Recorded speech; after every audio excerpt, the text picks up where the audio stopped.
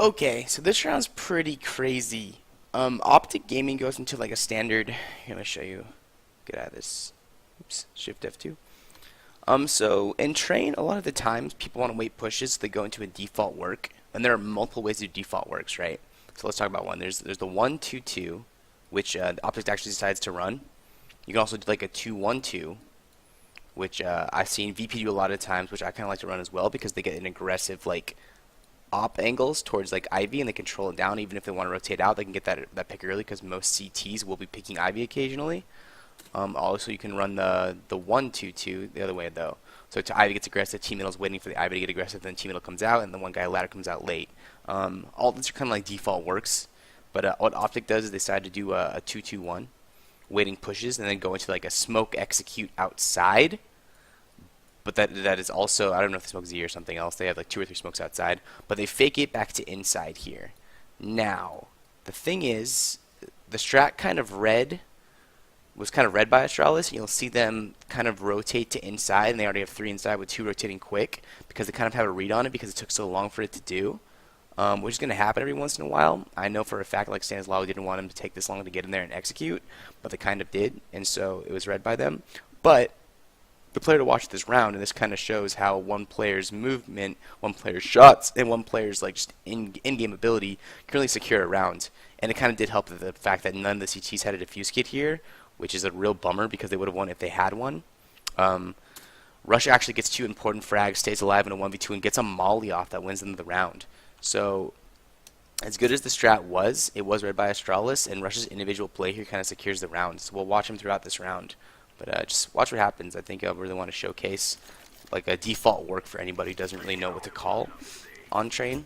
Another thing too I want to mention is like in this 1-2-2, not all the time, but Stanislaw, like he says he wants to go towards Ivy because I know he's calling at this point.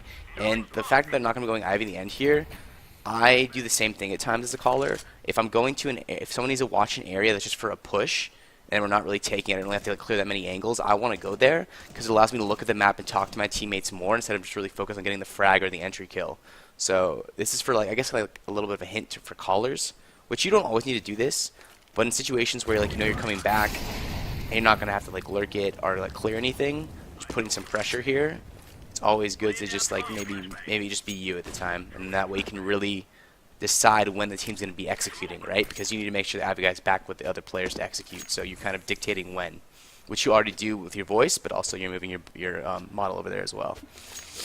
And as you can see right here, they're setting up for the outside take that goes into a fake.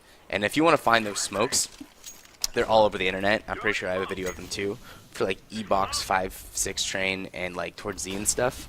I think they only do like a, let's see here, before they execute inside.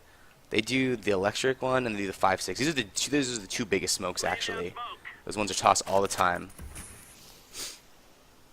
And as you can see, if you look up top left here, I'll bring it up. If my thing will work, there it goes. They've already kind of like gone towards inside here. They know it's gonna be an inside hit. But watch Rush. He gets 2 very important frags. Gets the guy in the back and then snap kills this guy. Oh, huge. Goes into a 2v2, gets bomb plant down. Now at this point, this is where the CGs, if they had a defuse kit between any of these players, they could have picked it up and won. And you'll see what kind of happens here. Again, this round's because of Rush. Rush wins this round hands down.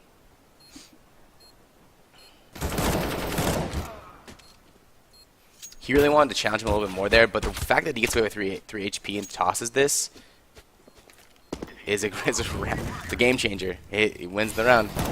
It's pretty crazy. And Glaive can't even touch this one time because he has 9 HP too, so like he's ready. The only problem here, the pressure really hit by here. Because if he'd gotten in there instantly, it's not going to kill him with 100 HP, so he could have got the extra 2 seconds on there and he would have won the round. I'm going to think that that's pressure. Like, pro players still have the pressure when in these big events. Like, and also it's a very unique situation. There are not very many times where it's like down to the wire without your defuse kit that you need to hop into a molly. So a misplay by a little bit for sure, but a really good play by Rush.